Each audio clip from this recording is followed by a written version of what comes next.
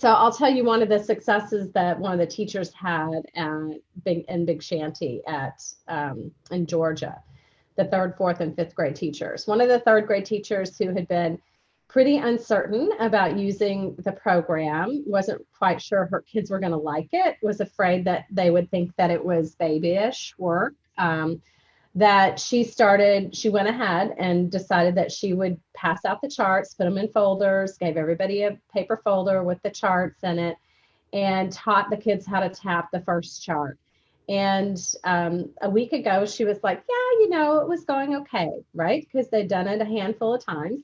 And now she said that every day, if she doesn't get that chart tapping in during her ELA time that she has with the kids are like, aren't we going to tap our chart? Aren't we doing our phonics work? That they ask for it. They want to do it. They enjoy it. And she said predominantly, and she was pleasantly surprised. And she said predominantly it's the girls who are reminding her. And she said, I think this is a girl-friendly activity. And the other women were like, yeah, my girls, are the ones who ask for it. They're the ones who want to do it. They're the ones who are enjoying it or liking it. They use the word like a lot, that the kids like it. And you may be finding that too in upper grades, that the girls are more compliant, more willing to do it, more willing to do what's asked of them, and willing to try. And, there's possibilities about why that's so when you're introducing something new in the middle of the year, toward the end of the year. And in particular, one of the women noticed that it was her boys who are the ones, she has a lot of struggling readers in her classroom. And in her mind, a lot of those are boys. And I asked them to consider the fact that when you're asking a child to do something new and they have failed a lot already, even by first grade, a child can have this feeling inside of themselves that whatever it is that you're going to be asking them to do is going to be hard and they're not going to be able to do it. And they've failed so many times before. Why do they want to try? So children have different levels of resilience. And if you're working with children or have children in your classroom who aren't very resilient, their desire to say, you know what, I'm going to try again. This is something new, might be not there. And what they need is to have the opportunity to experience success.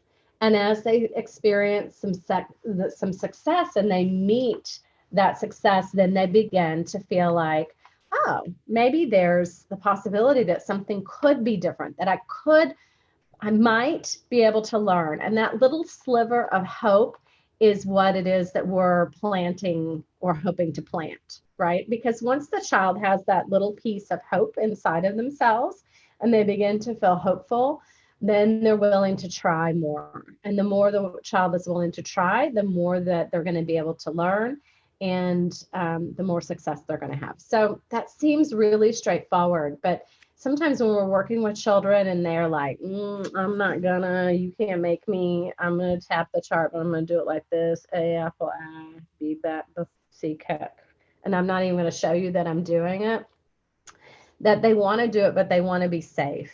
They don't wanna take another risk.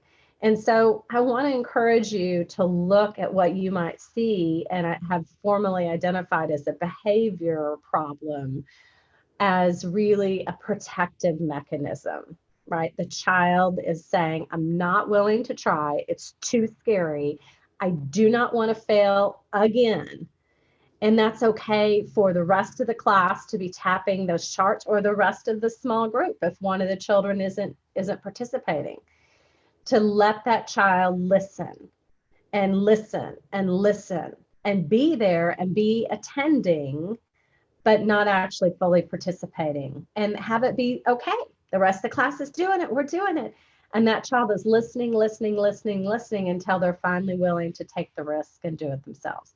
Now, of course, you have to make a decision about how much you're going to push, but just want to give you that little kernel of a little nugget of an idea to chew on, particularly for our teachers who are working in classrooms with older children. We have a couple of middle school folks in here too. This is particularly true in middle school, since children can be very self-conscious. It's one of the reasons that using the YouTube video is helpful with those older grades, because it completely depersonalizes it. There's just a YouTube video.